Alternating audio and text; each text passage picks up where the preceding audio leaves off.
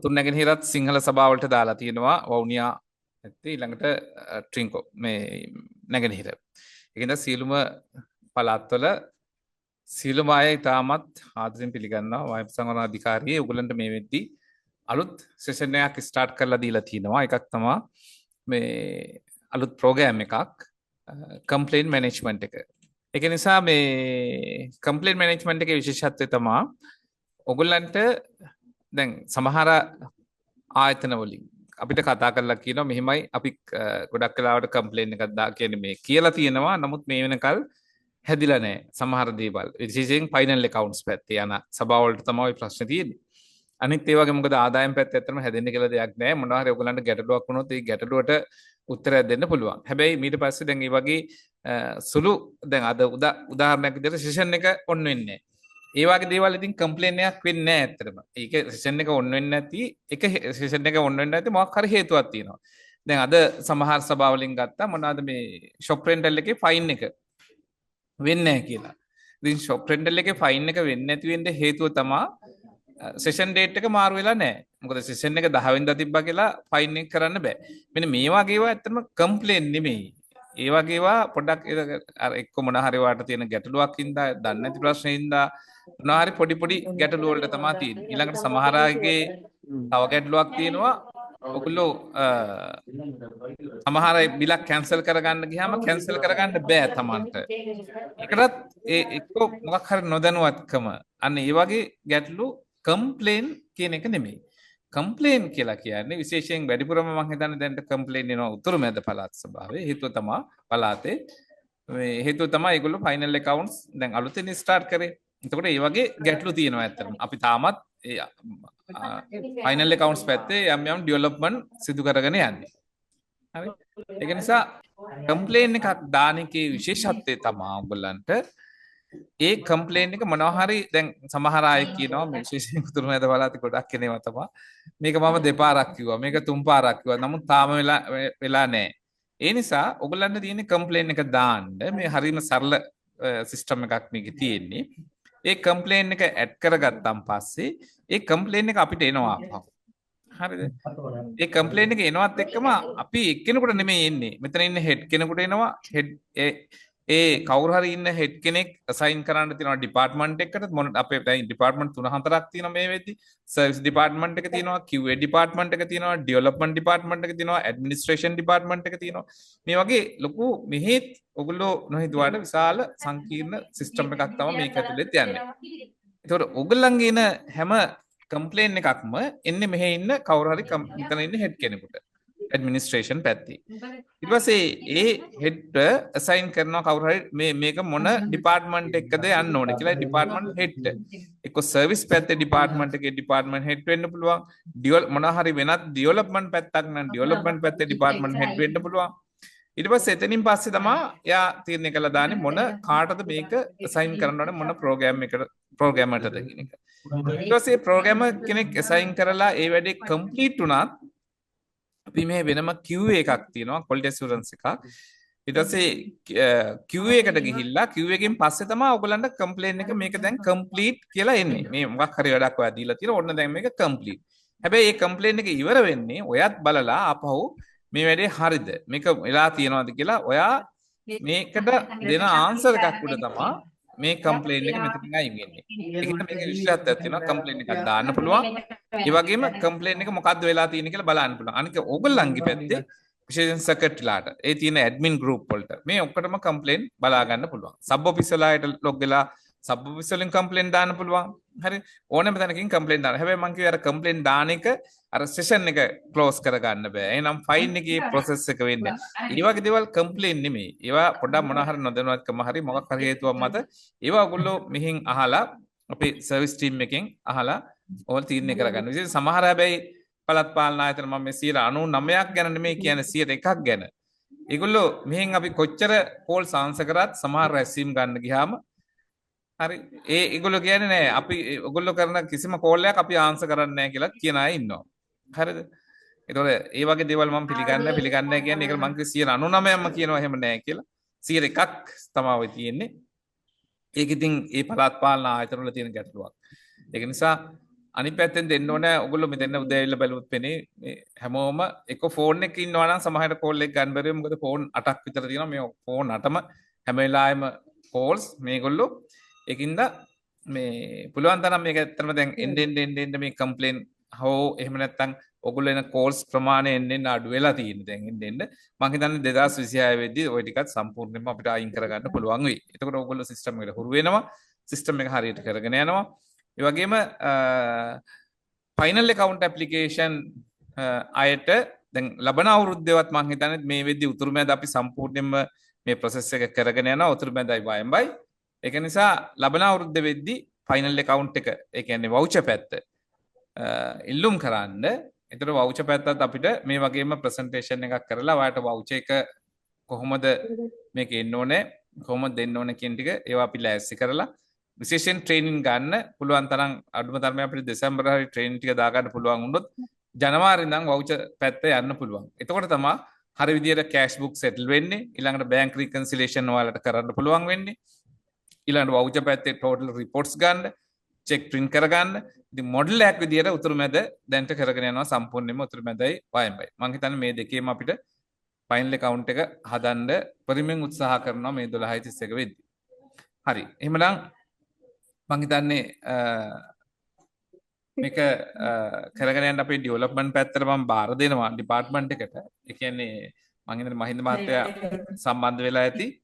එහෙනම් මහින්ද මහත්තයාට ඉතාලම ගෞරවයෙන් ආරාධනා කරනවා මේ සෙෂන් එක ඉස්සරහට කරගෙන යන්න කියලා. බොහොම ස්තුතියි. හරි බොහොම ස්තුතියි. ඒ වගේම සුබ උදෑසනක් සම්බන්ධ වෙලා ඉන්න සියලු දෙනාටම. ඉතින් මම හිතන්නේ ජගස්ස විස්තර කරා මේ කම්ප්ලීට් මැනේජ්මන්ට් එකෙන් මොකද්ද වෙන්නේ කියන කාරණේ. ඉතින් මෙතනදී අපි බලාපොරොත්තු වෙන්නේ දැන් ඇත්තටම ඕගොල්ලන්ට මේ වෙනකොටත් අපේ සර්විස් පුළුවන් උපරිමයට දෙනවා. ඒතකොට ඒ සර්විස් එක දෙන්න දැන් ඇත්තටම මෙහෙම මේකේ ප්‍රැක්ටිකල් පැත්ත අපි කතා කරොත් එහෙම ප්‍රශ්නේ තියෙන්නේ අපි සමහර වෙලාවට අපි ඇත්තටම කම්ප්ලේන් මැනේජ්මන්ට් එකක් කරා බලන්නේ අපිට තාම අපේ ඇප්ලිකේෂන් වල මොනවා හරි ඩෙවලොප් කරන්න තියෙනවද ඒකේ තියෙන එරර්ස් මොනවද ඒවා අපි ෆික්ස් කරගන්නේ කොහොමද කියන එක තමයි අපි මෙතනින් බලාපොරොත්තු වෙන්නේ ඊට අමතරව ඕගොල්ලන් සර්විස් එක හරහාත් හැම වෙලේම කතා කරනවා ඒ ප්‍රශ්නත් ඉදිරිපත් කරනවා එතකොට ඒවත් මේ හරහා එයි දැන් ප්‍රශ්නේ තියෙන්නේ ඕගොල්ලන් අපි හැමෝම දන්නවා මේ කැට් කිව්වහම ඇප්ලිකේෂන් එක මේක කම්ප්ලීට් account application එකක් විදිහට තමයි apply කරලා තියෙන්නේ සභාවට. එතකොට මේකේ ඇත්තටම ලොකු පරාසයක් ලොකු රේන්ජ් එකක් තියෙනවා මේ ඇප්ලිකේෂන් එකේ. මේකේ හැම කියන්නේ හැම ට්‍රාන්සැක්ෂන් එකක්ම මේක ඇතුලෙන් තමයි යන්නේ සභාවේ සිද්ධ වෙන අපි හරියට මේක ක්‍රියාත්මක වුණොත්. එතකොට ඒ තුලදී සමහරලාට විෂය දැන් මුළු අපි හිතමු විෂය භාර නිලධාරි විශාල සංඛ්‍යාවක් ඉන්නවා කාර්යාලය. එතකොට එක එක්කෙනා තමන්ගේ විෂයට අදාළව මේ දැනුම සහ ඒ අදාළ කොටස් මේ ඇප්ලිකේෂන් එකෙත් කරන්නේ. එතකොට අපිට තියෙන අත්දැකීමක් තමයි තාම සමහර අයට තාමත් ඇත්තටම සමහර දේවල් වල මේ කියන ස්ටෙප් ටික සහ මේකෙන් වෙන්නේ කොහොමද කියන නිවැරදි පියවරවල් ටික ගැන අවබෝධයක් නැහැ. මොකද ඒක මම කියන්නේ ඒක වැරද්දක් කියලා. මොකද ඇත්තටම ඇප්ලිකේෂන් එක ඉතා විශාලයි.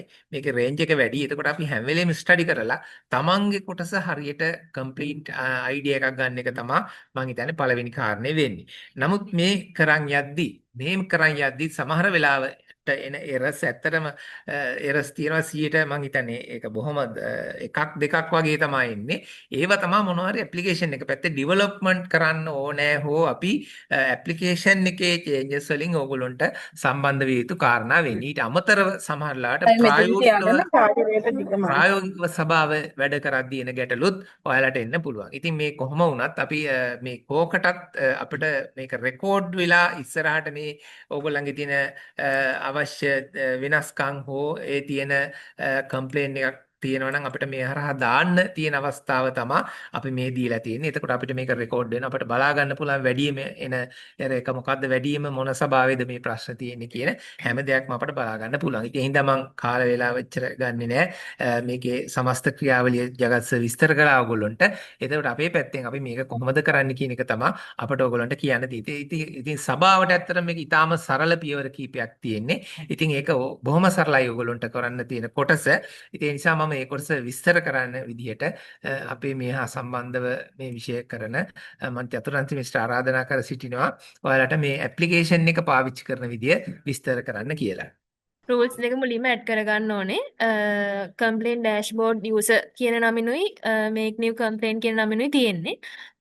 දැනට මේකේ නම් රූල්ස් ඇඩ් කරලා තියෙන්නේ. ඊට පස්සේ රූල් ඇඩ් කරගත්තට පස්සේ මේ විදිහට මෙතන පල්ලෙහා කම්ප්ලේන් එක යටතේ මයි කම්ප්ලේන්ස් සහ මේක් කම්ප්ලේන් කියලා එක පෙන්නනවා. මෙතනදී කම්ප්ලේන් එකක් දාන්න යන්න ඕනේ මේ කම්ප්ලේන් කියන එකට.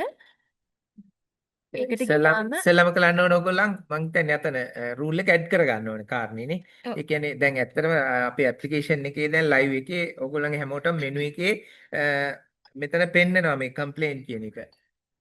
තමන්ගේ ඔව් ගෲප් වලට තමන් ඉන්න ගෲප් එකට ඒ රූල්ස් දෙක ඇඩ් කරගන්න ඕනේ. ඇඩ්මින්ට මේ කියලා. ඊට පස්සේ මේ කම්ප්ලේන් වලට ගිහිල්ලා තමයි අපි කම්ප්ලේන් එකක් දාගන්නේ. එතන මුලින්ම කම්ප්ලේන් ටයිටල් එක ඉල්ලනවා. එතකොට එතන කෙටියෙන් කම්ප්ලේන් එකට අදාළව මොකක්ද කියන එක ගැන කෙටියෙන් එතන සඳහන් කරන්න ඕනේ. ඊට පස්සේ මම දැනට එකක් දාන්න. ඊට පස්සේ කැටගරි එක අපිට තෝරන්න එනවා. ඒ කම්ප්ලේන් එක මොන කැටගරි එකට අදාළද කියන එක. එතකොට දැන් මේකේ එතකොට තමන්ගේ කම්ප්ලේන් එකට අදාළ වෙයි කැටගරි එක දෙන්න ඕන. ඊට පස්සේ මෙතන තමා ඩීටේල් ඩිස්ක්‍රිප්ෂන් එකේ දෙන්න ඕනේ විස්තරාත්මකව මොකද්ද ආපු එරර් එක හරි ගැටලුව ගැන විස්තරාත්මකව දෙන්න ඕනේ විස්තරයක්. එතන මේ විස්තරය දෙනකොටත් අකුරු 20කට වඩා දෙයක් එතන කියන්නේ ටයිප් කරන්න ඕනේ. ඊට පස්සේ තියෙනවා එතනදී ප්‍රයොරිටි චතුරාංශ ලෙවල්. මිස් එතනදී ඔව්. ප්‍රශ්නයක් නැහැ මේගොල්ලෝ සිංහලෙන් තමිල් හරි ලෝකල් ඔව් ලැන්ග්වේජ් යූස් කරන්න පුළුවන්ද මේකට? ප්‍රශ්නයක් නෑ සර්. හා රයිට් හරි. ඊට පස්සේ ප්‍රයොරිටි ලෙවල් එක තෝරන්න දීලා තියෙනවා. මෙතන එතකොට හදිසිම අවස්ථාවක එකක් නම් ක්‍රිටිකල් කියන එක දෙන්න පුළුවන්. ඒ අනුව අර ප්‍රයොරිටි ලෙවල් එක තීරණය කරලා දෙන්න පුළුවන්. එක් ගැටලුව කොයි වගේ තැනකද තියෙන්නේ කියන එක බලලා මීඩියම්ද හයිද ලෝද කියන එක දෙන්න ඕනේ. ඊට පස්සේ දින කීයකින්ද මේක ගැටලුවට පිළිතුරු බලාපොරොත්තු වෙන්නේ කියන එක එකත් මෙතන දෙන්න පුළුවන්. ඊට පස්සේ එතන එතකොට ප්‍රයොරිටි ලෙවල් එක අනුව මෙතන ඕගොල්ලන්ගේ එක්ස්පෙක්ටඩ් මේ කියන්නේ කොච්චර කාලෙකින්ද ඕනි කියන එක චේන්ජ් වෙනවා. අපි ප්‍රයොරිටි ලෙවල් එක ක්‍රිටිකල් කියලා දැම්මොත් ක්‍රිටිකල් කියලා දැම්මොත් මේ කොහොමද දවස් ගාණක් තෝරන්නේ නැහැ. අපි ඒක හදිසි එකක් විදිහට අඳුන ගන්නවා. ඒ ඇරුණම ලෝ ලෙවල් එකේ තියෙන එකක් නම් දින ගාණ තෝරන්න පුළුවන්. ඊට පස්සේ affected areas වලට එතන ඒ කියන්නේ ගැටලුව ආවේ සමහර විට ෆිල්ටර් එකක් වැඩ කරන්නේ නැහැ වෙන්න පුළුවන්. නැත්තම් ටයිප් කරන්න මේ ඉගෙන ඉන්පුට් ෆීල්ඩ් එකක ටයිප් කරන්න දෙන්නේ නැහැ වෙන්න පුළුවන්. ඒ වගේ සර්ච් වෙන්නේ නැහැ වෙන්න පුළුවන්. ඒ කියන්නේ කෙටියෙන් එතන මොන ඒ කියන්නේ ඔයගොල්ලන් හඳුනාගත්තොත් යම් තැනක මෙන්න මෙතන තමයි මේ රේඛාවේ කියලා මේක සඳහන් කරන්නේ. උදාහරණයක් විදිහට අපි හිතමු send button එකක් නැත්නම් create button එකක් send to approval කියන button එක වැඩ කරන්නේ නැහැ වගේ සරල උදාහරණයක් ගන්නකො. එතකොට අන්න එතන තමයි මේක point කරන්නේ. ඒ කියන්නේ අපි ටිකක් ලේසි කරලා තියෙනවා කොතනද මේ රේඛ කියන එක. මොකද අපි ඩෙවලොප්මන්ට් පැත්තටත් බලපාන නිසා හරියට පොඩ්ඩක් කොතනද point out කරනවා මෙන්න මෙතනම තමයි රේඛ කියන එක. ඒක ඔයගොල්ලන්ට එතන සඳහන් කරන්න පුළුවන්. හැබැයි මේවා required අනිවාර්ය කරලා නැහැ මේවා. අපි ප්‍රයොරිටි ලෙවල් එක අනිවාර්ය කරලා තියෙනවා. මේ affected areas එතකොට මේ තව device details කියලා තියෙනවා. එතන කියන්නේ මෙතන මේ example එකකුත් තියෙනවා. සිස්ටම් එකට ලොග් වෙන බ්‍රවුසර් එක මොකක්ද? ඒ කියන්නේ Chrome එකෙන්ද, Edge එකෙන්ද, Firefoxද ඒ වගේ. එතකොට ඔපරේටින් සිස්ටම් එකත් පුළුවන් නම් දාන්න Windows කීයද 10ද 11ද ඒ විදිහට ඒ විස්තර තමයි මෙතන device details වල ඉල්ලන්නේ. ඒවත් අනිවාර්ය කරලා නැහැ. වැඩ කරද්දී වැඩ කරපු එරර් එක ආපු මැෂින් එකේ. ඊට පස්සේ related URL වලට පුළුවන් අපිට මෙතන මේ උඩ පෙන්නන ඇති cat2020.lk make complaint කියලා URL එක තියෙන්නේ. ඒ වගේ ගැටලුව ආපු URL එක තියෙන දැන් මික්ස් ඉන්කම් ගියාම එතනට වෙනම එකක් එනවා. ඒක මෙතනින් කොපි කරලා අරගෙන මෙතන දෙන්න පුළුවන්. ඒවා අනිවාර්ය කරලා නැහැ. ඒක තමයි මෙතන දෙන්න ඕනේ. ඊට පස්සේ ප්‍රී ප්‍රොඩක්ෂන් ස්ටෙප්ස් කියන්නේ ඒ ගැටලුව වෙච්ච විදිහ ස්ටෙප් බයි ස්ටෙප් දෙන්න තමයි මෙතන තියෙන්නේ. ඒ කියන්නේ සමහරට එම්ප්ලොයි කෙනෙක්ව සර්ච් වෙන්න නැහැ කියලා හිතන්න. එතකොට ඒ එම්ප්ලොයිගේ NIC එක මේක දුන්නේ. ඊට පස්සේ අපි සර්ච් කියන අයිකන් එක ක්ලික් කරා. ඒ වුණාට අර නම ආවේ නැහැ කියන ඒ විස්තරේ ඒ ටික තමයි මෙතන දෙන්න ඕනේ.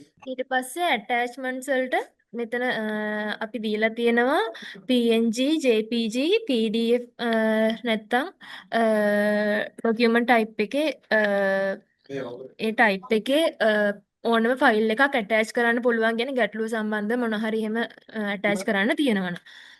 ස්ක්‍රීන් ප්‍රින්ට් එකක් එහෙම ඔයගොල්ලන් ඒ වෙලේ එරර් එක ආව ස්ක්‍රීන් එකේ ස්ක්‍රීන්ෂොට් ප්‍රින්ට් එකක් එකක් අරගෙන ඒක ඕනනම් අපිට මේක හරහා ඇටච් කරලා එවන්න පුළුවන්. පුළුවන්. ඒකට වඩා ලේසි හරියට අපිට ඒක තේරුම් ගන්න. ඔව්. ඒ ටික දාලා ඉවර වෙලා සබ්මිට් කම්ප්ලේන්ට් කියන එක තමයි දෙන්න ඕනේ. මම දැන් මේක සබ්මිට් කරන්න. ඒක සබ්මිට් කරාම කෙලින්ම මෙතන මේ මයි කම්ප්ලේන්ට්ස් කියන එකට තමයි යන්නේ. දැන් මේ උඩින්ම තියෙන්නේ මම දැන් දාපු කම්ප්ලේන්ට් එක. මේ තියෙන කලින් දාපු එක මේ ලෝ කියලා ඒ තියෙන දැන් දාපු එක. එතකොට මෙතනදී ඇක්ෂන්ස් වලින් බලා ගන්න පුළුවන් දාපු කම්ප්ලේන් එක ඒක ගැන. එතකොට දැනට මෙතන ස්ටේටස් එක පෙන්ඩින් කියලා තියෙන්නේ. මේක අපේ සිස්ටම් එක පැත්තෙන් ඇඩ්මින් ඩිපාර්ට්මන්ට් හෙඩ් එහෙම අර කීප දෙනෙක්ට යනවනේ දැන් මේ කම්ප්ලේන් එක. එතකොට මෙතන ස්ටේටස් එකත් ඒ විදිහට වෙනස් වෙනවා. මේ දැන් කායටද මේ වෙද්දි කම්ප්ලේන් එක තියෙන්නේ කියන එක. ඒ කියන්නේ දැනට පෙන්ඩින් මේක ඇඩ්මින් ඩිපාර්ට්මන්ට් හෙඩ් සයින් කරාම මෙතන පෙන්නනවා ඩිපාර්ට්මන්ට් හෙඩ් යටතේ තමයි මේ වෙද්දි තියෙන්නේ. ඒ විදිහට QA යටතේ තියෙන්නේ කියලා අර කම්ප්ලේන් එක කොයි අවස්ථාවේ දැන් මේ වෙද්දි තියෙන්නේ කියන එක මෙතනින් ස්ටේටස් එක කම්ප්ලේන් බලගන්න එක දාපු කෙනාට බලා ගන්න පුළුවන් දැන් කම්ප්ලේන් එක කොතනද තියෙන්නේ කියලා. තියෙන්නේ. පෙන්ඩිං කියලා ඉස්සෙල්ලාම එනවා. ඊට පස්සේ මේක අපේ පැත්තට ඇවිල්ලා අපේ කවුරු හරි ඇඩ්මින් කෙනෙකුට එනවා. ඇඩ්මින් ඊට පස්සේ කාටද දැම්මේ කියලා ඕල්න බලා ගන්නවා. දැනට මේ කම්ප්ලේන් එක තියෙන්නේ කොතනද කියන ස්ටේටස් එක තමයි මෙතනින් බලා ගන්න පුළුවන් වෙන්නේ. බලා ගන්න පුළුවන්. ඔය ටික තමයි ඊට පස්සේ කම්ප්ලේන් එක අප්රූව් කරන කෑල්ල ඒ කියන්නේ ඉවර වුණාට ඔව්. පස්සේ ඊට පස්සේ අපේ ඒක අපේ පැත්තෙන් පැත්තෙන් නැහැ සමියල දෙන්න ඕන මේ ඒක කියන්නේ. ඔව්. අන්තිමට ඒ කියන්නේ දැන් මිස්ලාගේ පැත්තෙන්ම තමයි මේ ඒ කියන්නේ දැන් අපි අපි දාපු යා කම්ප්ලේන් එක ඔව් අපි දැන් අන්තිමට ඒ කියන්නේ අපි අන්තිමම ලෙවල් එකේ දැන් ඉද්දි මෙතන පෙන්නනවා. ඊට පස්සේ මිස්ලාට පුළුවන් මේ ඒ ප්‍රශ්නේ විසඳුණා කියන එක ෆීඩ්බැක් එකක් විදිහට අපේ පැත්තට එවන්න. එතකොට තමයි කම්ප්ලේන් එක කම්ප්ලීට් කියලා අපි අඳුරගන්නේ. ඒ කියන්නේ මිස්ලාගේ ඒ වන ෆීඩ්බැක් එකෙන් පස්සේ තමයි අපි තීරණය ගන්න ප්‍රශ්නේ විසඳිලා කියන එක. කියන්නේ අපි කනෙක්ට් වෙනානේ ඔව් කොහොමත් ඔව්. මේක බලලා ඔයගොල්ලන්ට කනෙක්ට් වෙලා එක්කෝ අපේ සර්විස් එකකින් නැත්තම් මෙතනිනුත් බලා ගන්න මෙතනින් පුළුවන්. මෙතන දැනට ඉතින් මේ පේනවනේ පෙන්ඩින් දැන් පෙන්ඩින් පෙන්ඩින් නිසා දාපු පෙන්නන්නේ නිසා නැත්තේ. ඔව් තාම මේක අපේ අර දැන් කම්ප්ලේන් එක මේ විසඳිලා අවසාන ස්ටේජ් එකට ආවහම මෙතන මිස්ලාට මේ ෆීඩ්බැක් එකක් දෙන්න පෙන්නනවා. එතකොට එතනදී මිස්ලා ඒක ඕකේ කරොත් කම්ප්ලේන් එක හරි දැන් ඒක විසඳිලා තියෙන්නේ කියලා. එතකොට තමයි අපි අඳුරගන්න ඒක විසඳිලා කියලා. ඒ අවසාන ස්ටෙප් ඔව්. එකත් ඔයගොල්ලන් අනිවාර්යයෙන්ම කරන්න. මොකද මේක ඔව්. කම්ප්ලීට් එතකොට වෙලා ආවට පස්සේ ඔයාලා ඒක කම්ප්ලීට් කියලා මෙතන ඔයාලගේ ඔකේ එක දුන්නාම තමයි මේක කම්ප්ලීට් කියලා ඇත්තටම මේ ප්‍රොබ්ලම් එක විසඳුණා කියලා අපට රෙකෝඩ් වෙන නිසා ඒ අවසාන පියවරත් ඔයගොල්ලන්ට කරන්න වෙනවා අන්තිමට ඔයාලට ෆීඩ්බැක් එක ආපුවා.